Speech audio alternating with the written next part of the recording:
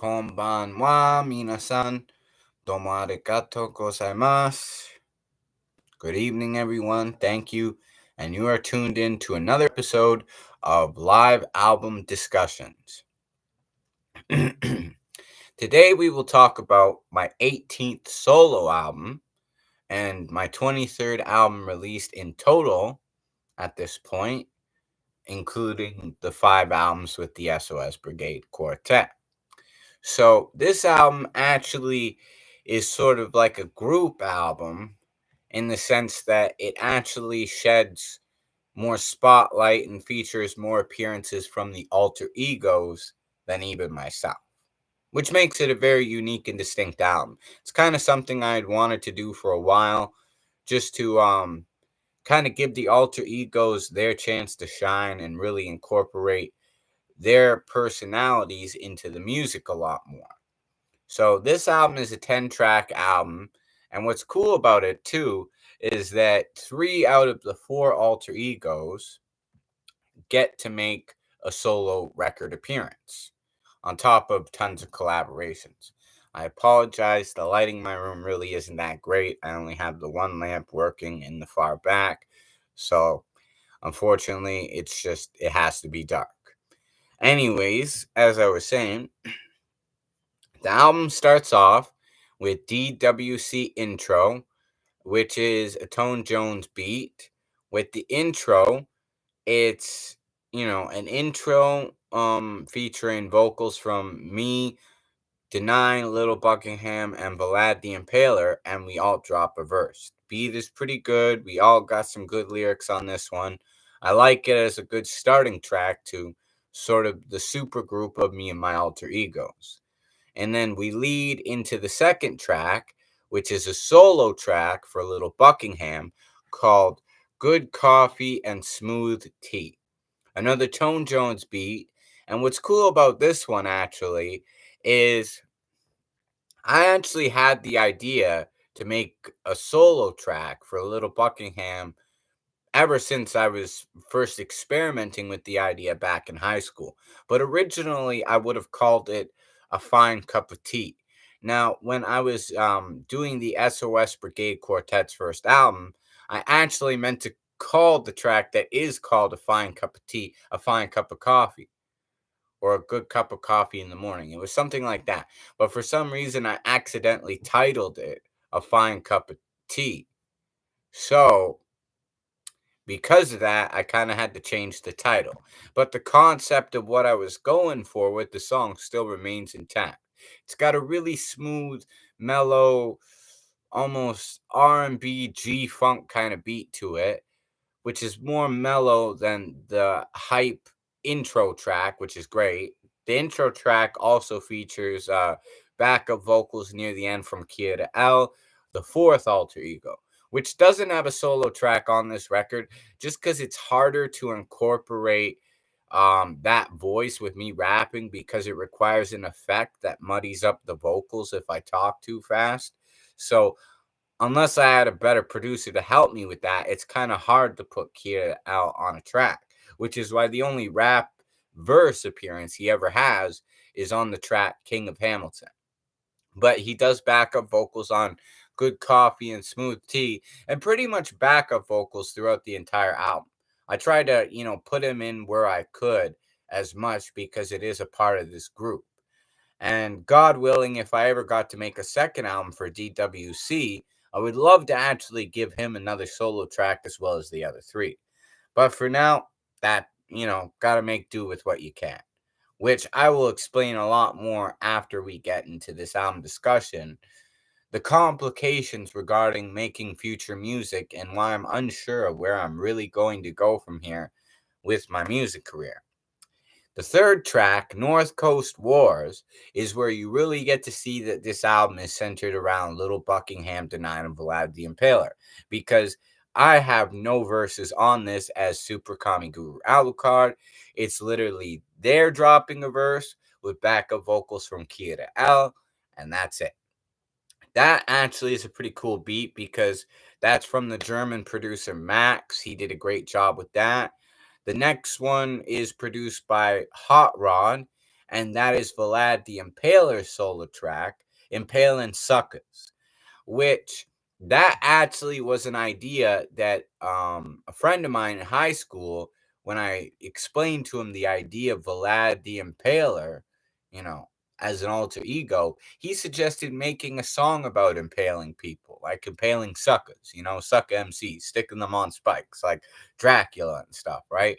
So when making a solo track, because he's Vlad the Impaler, I felt like his first solo track should incorporate the whole idea of impaling sucker MCs, right? So impaling suckers. So that's his solo. Got some pretty bomb lyrics, just the same way with Little Buckingham. He really took the lead on Good Coffee and Smooth Tea. Vlad takes the lead for the entire track with Impaling Suckers. Of course, once again, backup vocals from Kia Al. And then that leads us into our fifth track, Take a Train or a Plane. Now, that is a reference to the Duke Ellington song, Take the A Train, in case anybody wasn't sure about that. That's where part of the idea came from for the title. Once again, they're all rapping verses. This was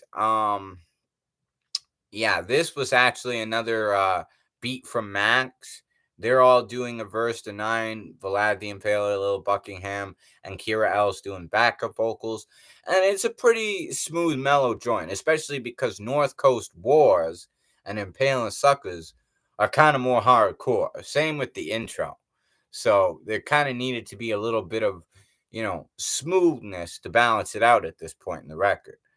And of course, that leads into the sixth track, Phosphorus, which is Denine, aka Denine Utterson, solo track. And the reason it's called Phosphorus is because when I first experimented with using that alter ego back in high school, I kind of looked at him as the dark half of myself. Like I looked at it as Dr. Jekyll and Mr. Hyde.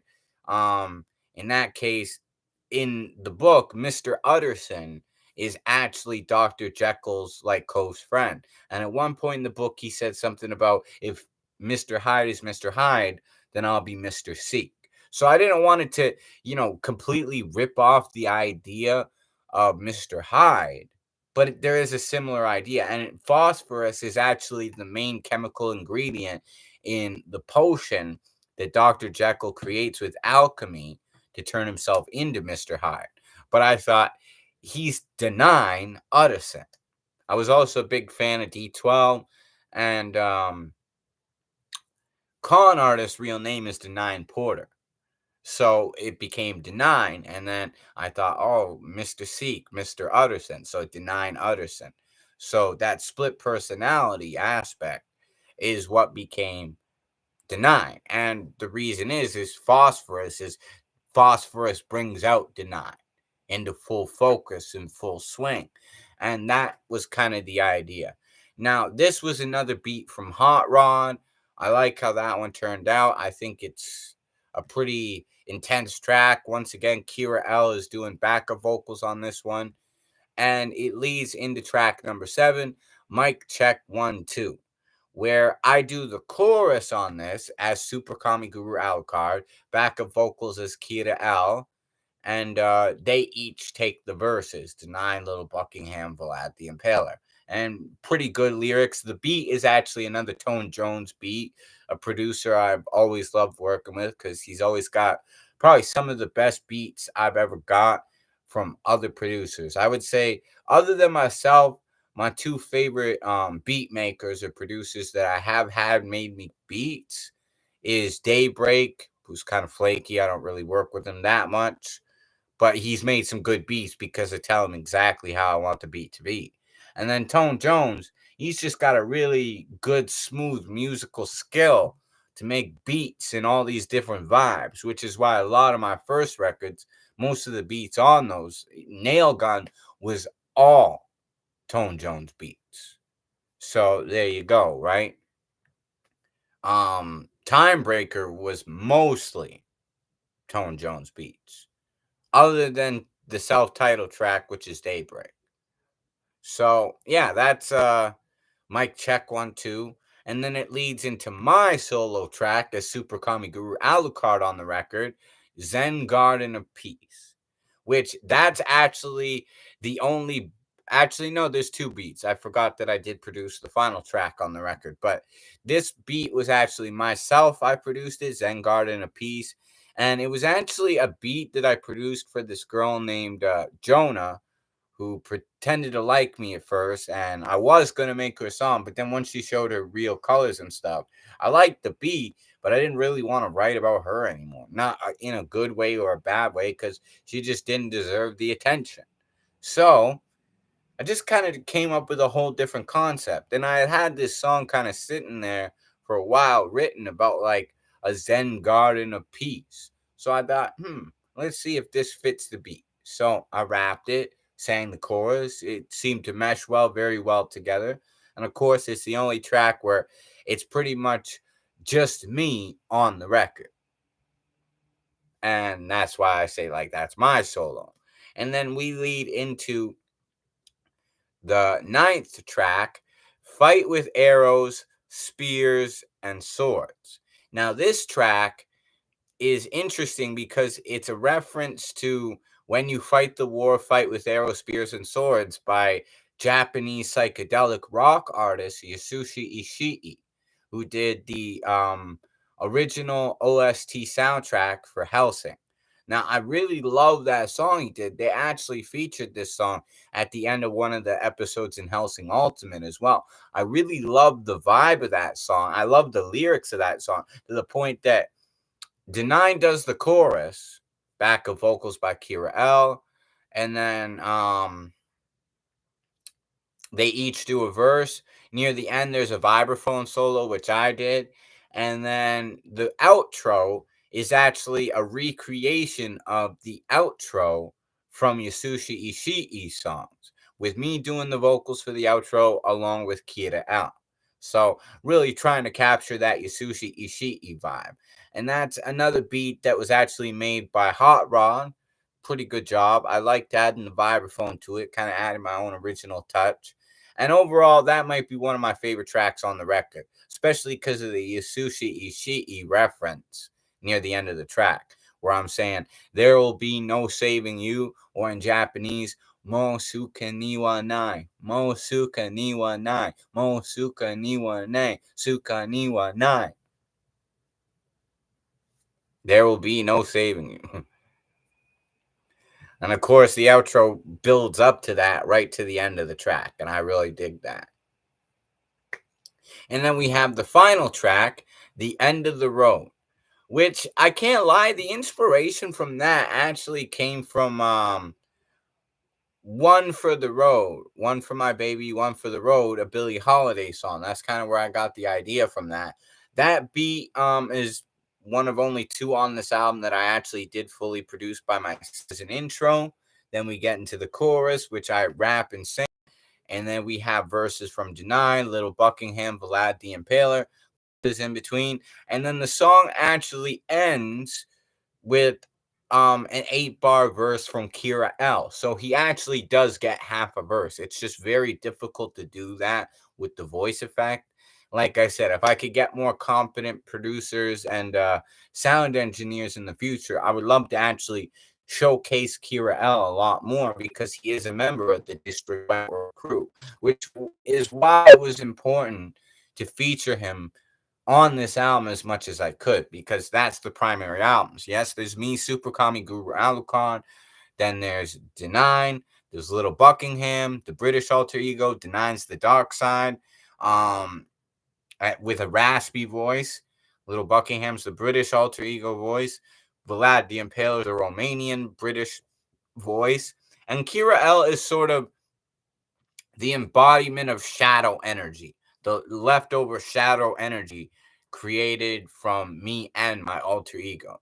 And it's also a reference, of course, to the battle between Kira and L from the Death Note series, in case people didn't figure that out. Originally, that alter ego was actually called Killer Mo. If you listen to my old gospel rap album, which is available on YouTube, if you look up The Baptism of CRM, on the track Last Days, Kira L actually has a verse, but he goes by the name Killer Mo at that point. So just an interesting history lesson. But yeah, those alter egos root back to when I was making those rough mixtapes and I was still in high school. So long history of that. And End of the Road is really a nice track to kind of round off the whole album. Now, like I say, the problem is I feel like I'm running in circles making all these albums. I'm working hard like these jazz artists back in the day. I'm very prolific. I'm recording all these songs, pumping out all these albums. And I've heard people tell me, like, you got great lyrics, you got great musical ideas, but the production needs work. The sound quality needs work. And I agree. I'm not stupid enough to deny what these people are telling me. I 100% agree. The problem is, producers here are flaky, they're unreliable, they want to charge you all these crazy amounts of money, and then they take the job half-assed and not very seriously. So it's very difficult to find competent people to work with to actually polish up my sound and make it the best it could be. And I'll give you people an example of this. Like, there was a producer called UC Beats on Twitter. If you look him up, you can find him, right? UC Beats. The Beats has a Z at the end, right? It's really like Urban Beats 4 is his Twitter name. But yeah, like, I paid him $50 to make me a beat sampling Carolina Shout by Fats Waller. He said he would have it in a week originally. Didn't have it that week. Tried to send me some crappy, cheap imitation with only partially a sample to it. No bass or nothing added to it. I'm like, I can't use this shit. What do you call this? This isn't anything like what I asked for. I said, I want my money back if you can't do better than this. And then, no, no, no, I'll do it. And then every time I've talked to him, oh yeah, yeah, I'm trying to. I got work. I got these other people. I got to make beats for all this shit. He said, you'll have it by the Monday at the latest, he said. Well, tomorrow's fucking Friday. I still don't have my beat. And it's like, if he had actually completed the beat and did a good job, I would have paid him for more beats because I want a producer to bring out all these old 70 or more year old samples of jazz to really give the roots, the background, the vibe I'm going for, like the artist that influences, like, the musical sound I like the most. I really want to delve into the jazz a bit.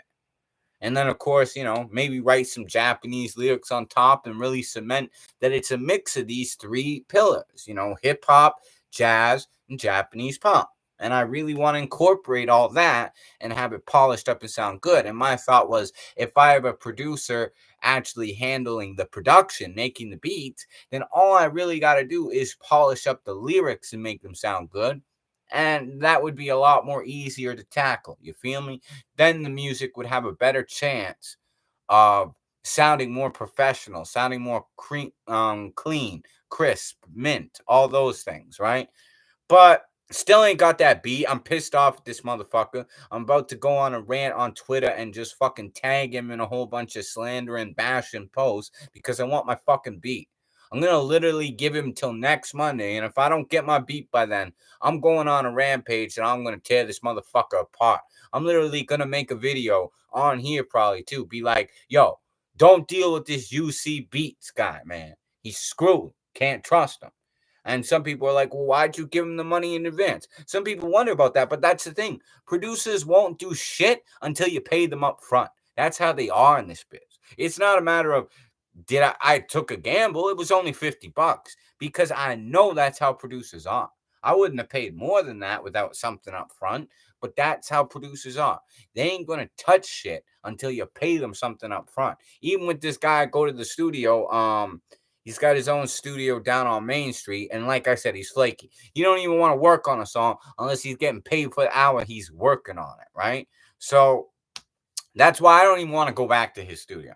I was gonna go back if Big Daddy Kane agreed to do the song with me. I ain't heard shit from Big Daddy Kane. So if he ain't doing the song with me, why spend money to go back there? It's like I was only doing it because if it's a song with Big Daddy Kane, I want a real engineer helping me with this. But he doesn't even take it that seriously when the fact is he don't want to touch the fucking song unless you're paying him to work on it. It's like I spotted mistakes even with that new joint I made, Memories. But I don't want to pay him another $80 to go back and fix a couple mistakes. It's just annoying that he wouldn't have the sense enough as a producer. I want my reputation and my credibility to show that I'll put in the effort to just be a good producer. Because what he's really showing is it's a job. It's just about the money. He don't give a fuck about the music he's actually helping to produce. And I don't want to work with people like that, people. Like, I want somebody who believes in the music and loves the music and is as passionate enough about the music to help make the music the best it could fucking possibly be. Yeah, we want to make money. Everybody wants to make money at this. But here's the thing. My philosophy is put the music first. Fuck the money. If the music is put first and it's the best it could be, it's gonna make money. Fuck the money. Stop focusing on money first shit. Focus on music first. If the music is the best it could be, it's going to sell. It's going to draw people to it. It's going to make fucking money. That's why these producers are so fucking backwards with this shit. It it baffles me. It's like it doesn't really make a good reputation for them. And I ain't trying to start a beef with anybody or fight with anybody. I'm telling y'all the truth. Like, if they was watching this, they might take offense. They might be like, "Oh, how can he say that?" I'm saying it because it's the truth. And you can't fucking tell me it's not. It is the truth. I don't want to fight with y'all. I wish y'all would do your jobs. I wish that fucking old producer I worked with wasn't so flaky that he could fucking respond to an email and pick up his phone when you fucking call him. But that's how they are. That's people in the music industry of Canada. They're half-assed. They don't fucking do shit right, and it's a joke. That's why I'm not the biggest artist. I should be. You know, my Buddhist mentor, James, he always tells me, he said, "You got the best lyrics I ever heard. You got great ideas for beats. You should be a millionaire. You should be the biggest star in music and hip hop right now. But the production, the sound quality, yeah, that's not my area of expertise." And here's the thing. Back in the day, when jazz artists were doing this, let me just clarify this.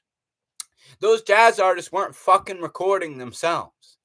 They had sound engineers recording them. Because that's not what they want to fucking focus on. If you want to be a producer and make music too, like Kanye West or Dr. Dre, great. That's you. Not everybody's like that. Some artists are meant to just fucking come up with the creative meat of the song, and that's what they do. Let them stay in the lane they're fucking comfortable with and don't pressure them that they have to fucking record it. And that's why I'm going to talk about this last motherfucker who's irritating as shit. His name is Fema Beats. You can find him on Twitter at FEM, all capitals, A capital, baby 919. Let me clear my throat, have a sip of coffee for a sec. So, yeah, this guy is a joke, man. In fact, I said you should try stand-up comedy. And he laughs. He's like, "Oh, I'm on it," like making another joke. It's like,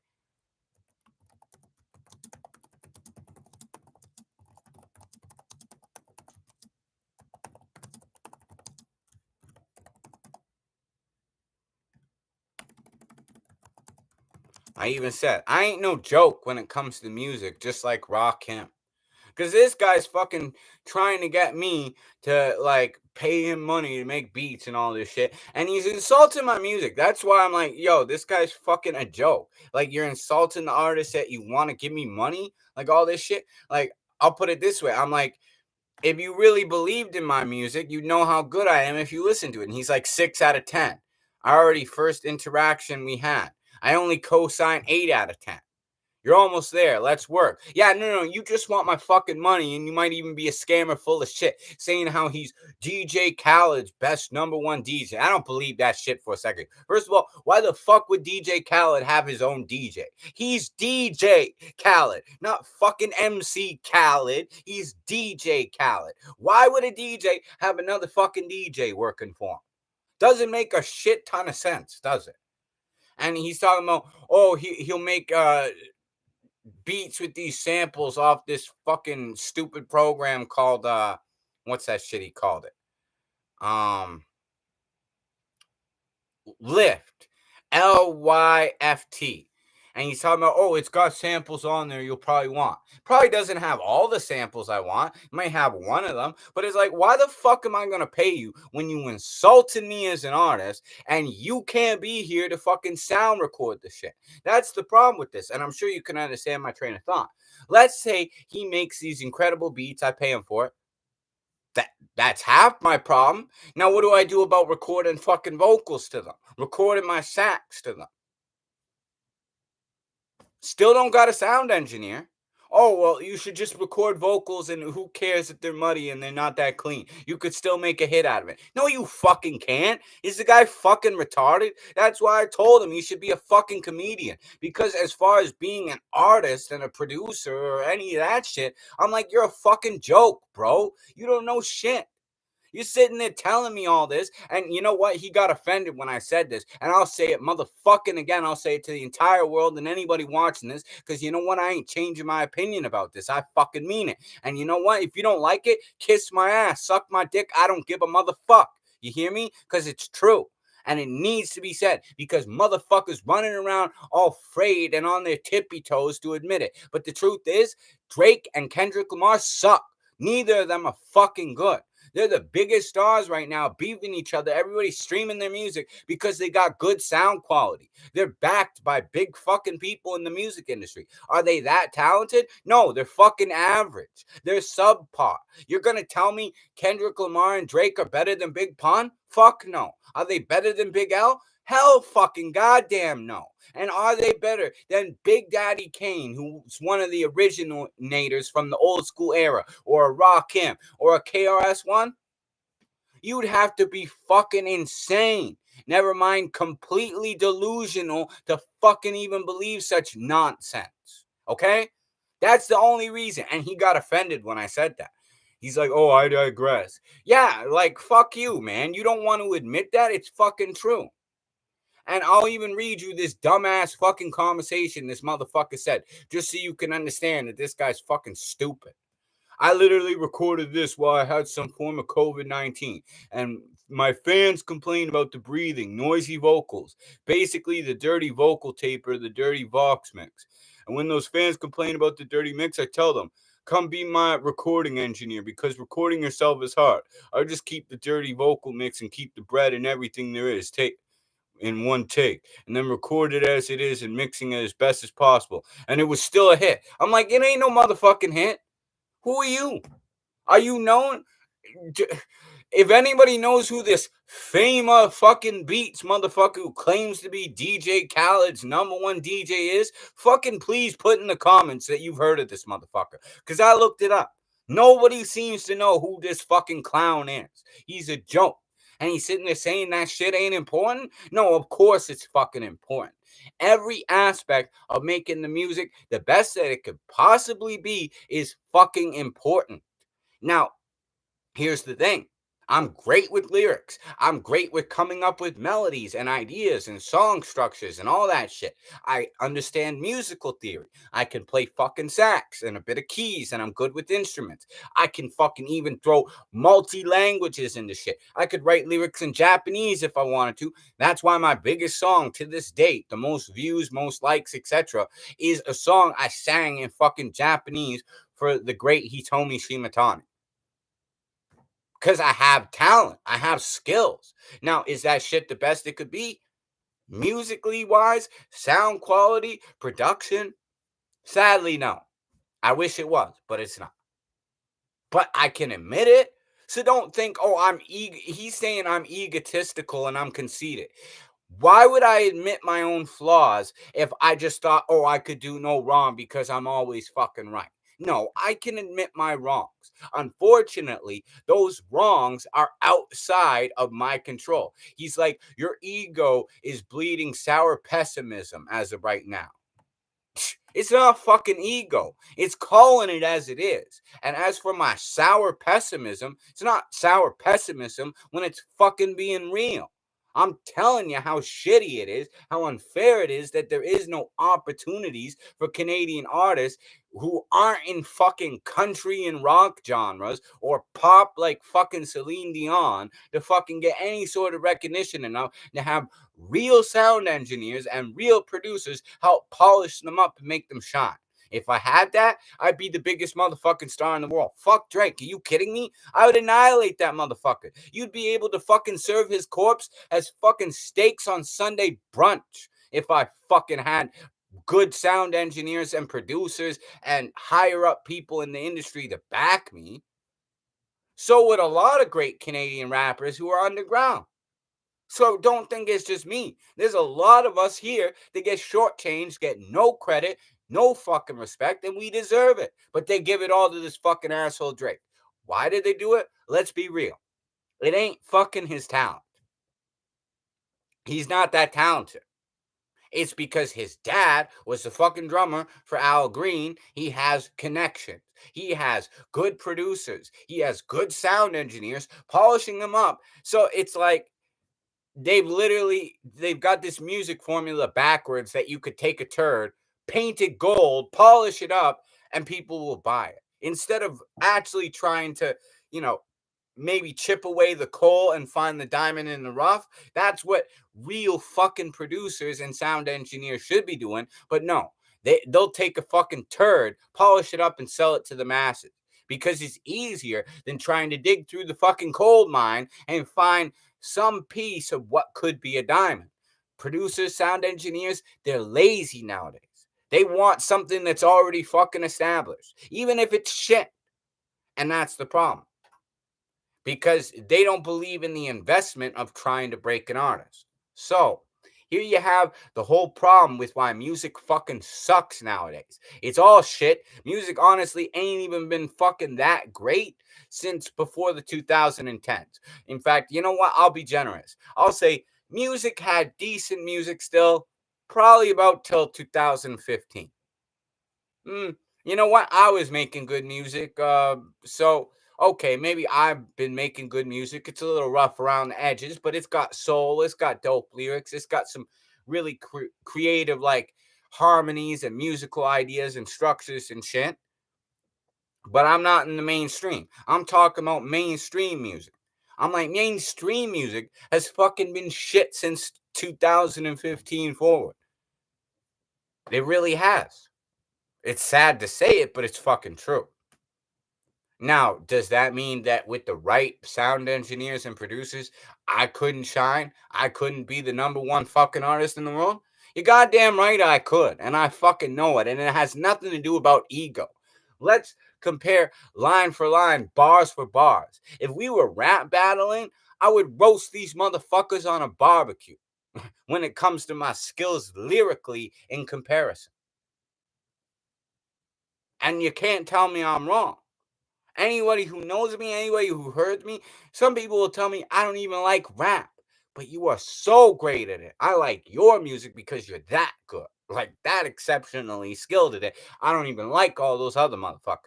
That speaks volumes. That's what tells you if I had the right people backing me, the right people polishing up my sound, helping me, I'd be number one with a bullet. And my reign of terror would probably destroy half these phony whack motherfuckers' careers in an instant. So yeah, this Fame of Beats and this Urban Beats motherfucker and Daybreak and this guy at the fucking studio, like all these motherfuckers who are half-ass clowns making jokes, not taking it seriously, that's a big problem with the music industry. And there's a lot of other problems. People want to just take somebody even if they're shit, as long as they're established, and just build them up. They don't want to try to build somebody who's, that diamond in the rough. Now, are there things to improve? Of course. There's things I can improve. I don't have my head so far up my ass that I don't believe there's shit that I couldn't improve, that I could get better at. Of course there is. You can only get better at time the more you work at something. Practice doesn't make you perfect, but the more you practice, the better you will continue to get. And when you practice that much, it don't matter if you're born with natural talent or not. You're bound to get good. When you work that hard at something, you can only get better. And that's why I say, If I had the resources I need, I'd be on top of the world. It's a shame. So that's why I'm telling y'all people this. Now that's why I bring all this up after, concluding the album discussion of the D.W.C album, because that's why I don't really know where I'm going with my music anymore. I have 4 more songs to record to a new era of music. I did Industry Conspiracy, all recorded. The Jazz album, all recorded. Dynamic Duo with Minako Ikeda, the flute player from Japan, all recorded. Revival's all done, with Memories done. I just have to master those records. So, to master all those albums will probably take place in the next month or so. And then I'm slowly going to start releasing them. After that, I don't know. But I'll tell you one thing. If I'm going to keep making music, shit need to change. I need to find some good fucking producers who can make me beats the way I want. And then, you know what else I need? I need some real sound engineers who aren't going to sit there and not give a fuck unless you paying them by the hour to work on your shit. And take it seriously and be just as passionate as I am that we creating some great fucking music and want it to really soar and succeed the way it deserves to. That's the kind of people I need in my corner. I don't know where to find these motherfuckers. This is Canada. This ain't New York. This ain't fucking LA. Now, out in those places, you find those kind of people. You don't find them in Canada. Not as a hip hop artist. Maybe if you're doing rock or country music, sure. Hell, there's fucking recording stages and studios here in Canada. Guess what? They discriminate against hip hop artists. They ain't even gonna fucking let you in your studio unless you making rock and country music. No joke. Dead serious. Hell, they wouldn't even let me go into a studio to do jazz music. That's how fucking biased this motherfucking country is. It's a joke. I get more praise, more love, and more respect as an artist out in Japan than I do in my own fucking country. And let me tell you something. Oscar Peterson, may he rest in peace, was one of the greatest jazz pianists of all time. Do you know that was something that depressed him and bothered him his entire life?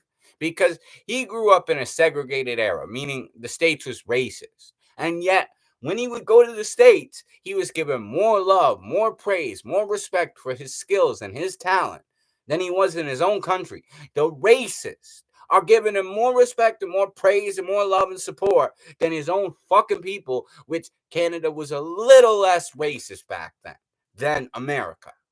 Figure that out. Do you know how much that bothered him? It depressed him for fucking his entire life, to the point when he got older, he stopped wanting to play in Canada because that shit just bothered him. He couldn't understand how he busted his ass to really make a name as a great Canadian pianist and nobody gave a fucking Canada about his shit. That's a problem. And that problem of Canadians getting respect as artists still continues. I'm living proof. Classified is living proof. Buck 65 is living proof. Maestro Fresh West, Cadence Weapon, Chaos. The list goes on. And you see, people, that's why we are where we are today. The only way things are going to change is when supporters and people who are all in this together band together and fight to make a change, because none of us can change the entire game alone. But if we all stand together and we fight for what's right, we could turn the wheel. We could really make a difference. We could make things better, not just for myself, but for all other fellow Canadian artists, for all the future generations of Canadian artists. This is our coast. We are the North Coast, as I call it all the time. We need to represent and run that. And you know what pissed me off about that? Some people used to criticize me and say, there ain't no North Coast. Fucking yeah, there is. What do you call the Great Lakes? A coast is anything that borders on the body of water. And if you also look at it, let's say, okay, you don't want to count the Great Lakes as being like a coastline. Okay, what do you call the fucking maritime provinces? What do you call out in Vancouver? Those are coast. So, and they're not in America. So if America has the East and West Coast and the dirty South, guess what? The North has its own fucking coast too, because we're separate. We are our own country, and we are not completely aligned at the border because of the fucking Great Lakes, meaning this is our territory. And Drake wants to claim that he's like the sixth king and all this shit. What the fuck he ever done for Canadian artists? Did he ever come back and help any of us out? No. No, he fucking didn't. Any of the artists he put on or made proteges or helped out, they were all fucking Americans because he's riding their dicks down there. He ain't fucking helping none of us. So don't praise this motherfucker as making some great way for Canadian artists because he didn't. He's selfish. He's rotten. He's discredited all of us. And most of us been doing it before this motherfucker even had a name for himself, before he was even playing fucking college basketball and on D.W.C playing lame motherfuckers in a wheelchair. So it need to stop. The game need to change. Because otherwise, hip-hop is going to die out. I hear all these old school rappers talking about it. Rappers are not telling stories. They're not real anymore. It's lost the heart, the soul, the substance. And let me tell you something. They're right. But that's because they're looking in the wrong places.